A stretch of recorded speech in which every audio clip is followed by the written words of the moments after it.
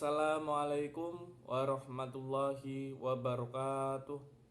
Perkenalkan, nama saya Ferry Syam Ardana, mahasiswa program studi S1 Manajemen Universitas Semarang. Pada kesempatan kali ini saya akan memaparkan atau mempresentasikan isi dari makalah saya sebelumnya yang berjudul Al-Hadis sebagai sumber hukum Islam. Adapun Al-Hadis sendiri secara makna bahasa memiliki makna yaitu sesuatu yang baru atau sesuatu yang singkat, dan juga bisa diartikan sebagai berita yang diberitakan. Sedangkan secara syarok, Al-Hadis sendiri memiliki makna yaitu sesuatu hal yang berasal dari Rasulullah Shallallahu Alaihi Wasallam.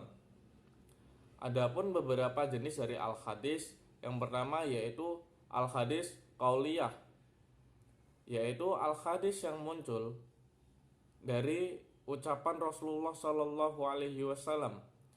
Contohnya saja perintah berzakat. Lalu ada Al-Hadis yang kedua yaitu Al-Hadis Fi'liyah, yaitu hadis yang muncul berasal dari perbuatan Rasulullah. Contohnya saja beribadah, sholat. Lalu ada Al-Hadis yang ketiga yaitu Al-Hadis Takririyah, yaitu yang berasal dari ikrar Nabi Muhammad, ikrar dari Rasulullah. Biasanya ini berasal dari perbuatan atau ucapan para sahabat yang diikrarkan oleh Nabi, baik itu dengan prasangka baik ataupun dengan didiamkan. Sedangkan Al-Hadis sendiri ini kedudukannya yaitu sebagai penjelas Al-Quran, sebagaimana dalam firman Allah Quran surat An-Nisa ayat 80. A'udzu billahi minasyaitonir rajim. Bismillahirrahmanirrahim. Mayyuti'ir rasula faqad ata Allah wa man tawalla fama arsalnaka alaihim hafidho. Yang artinya, barang siapa yang menaati Rasulullah, maka ketahuilah sesungguhnya dia juga menaati Allah. Dan barang siapa yang berpaling dari ketaatannya itu, maka ketahuilah kami Allah tidak mengutusmu Nabi Muhammad untuk menjadi pemelihara mereka. Dengan adanya firman Allah ini, dapat kita ketahui dengan jelas bahwa Al-Hadis ini merupakan salah satu wahyu yang bisa dijadikan sebagai sumber hukum Islam, karena telah dijelaskan oleh Allah langsung dalam firman-Nya.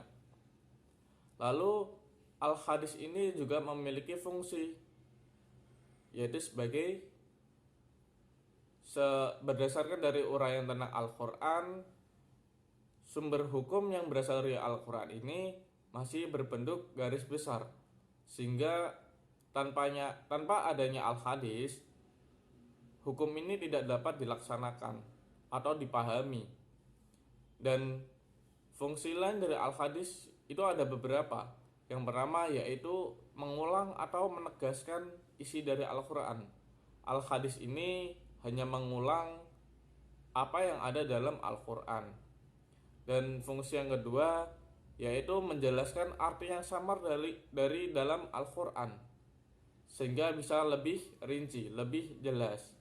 Lalu yang ketiga yaitu merinci, mendetail kepada hukum-hukum dari dalam Al-Quran masih berupa garis besar. Lalu Al-Hadis juga memiliki hubungan dengan Al-Quran, seperti yang saya jelaskan sebelumnya. Al-Hadis ini sangat berkaitan dengan Al-Quran.